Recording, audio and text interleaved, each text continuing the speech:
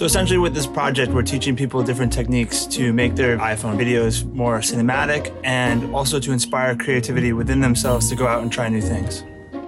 I think what's cool is all these techniques we're teaching you in these shorts, you can understand them and instantly dive into them yourself. And action.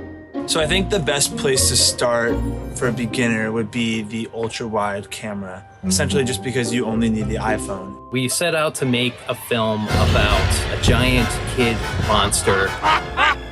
We thought of a couple different ways of approaching this, and the one that we landed on was using the ultra-wide camera to do a forced perspective trick. We had our young actor stage closer to camera, and what we did was we played with our eye lines to make it look like that they were on the same plane. Basically, because of the wide lens, even just a couple feet of distance allows the giant kid to feel enormous. You just literally need to put your lens in the right place, and the magic of cinema unfolds.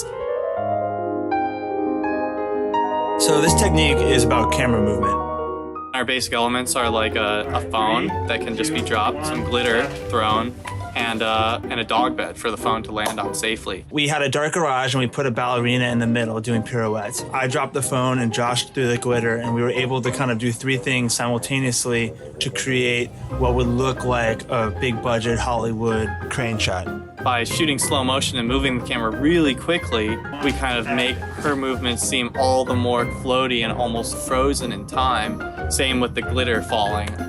Kind of literally just this magic dust that like floats and kind of brings light to it and brings kind of magic to it.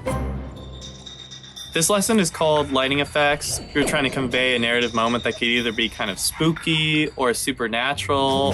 The core elements of this one are just an iPhone, a rolling chair, a bike wheel, and a camping headlamp.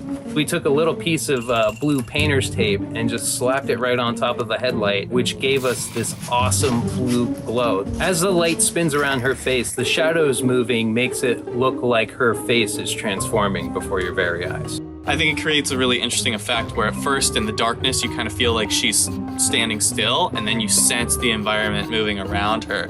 I'd say I was both equally surprised and thrilled of how well this worked out after a lot of trial and error, but that's the fun of movie making. One of the coolest things about the iPhone is it is so accessible, and it allows a whole new generation of filmmakers to have a high quality camera. They're able to just take what's in their pocket, go out, and really experiment with what they find is visually stimulating. I totally do think that there's going to be this new golden age of like ultra short form filmmaking. Especially now with bite-sized content and short pieces, you don't have to have a feature-length script. All you need is your phone, a little creativity, and that can go a long way.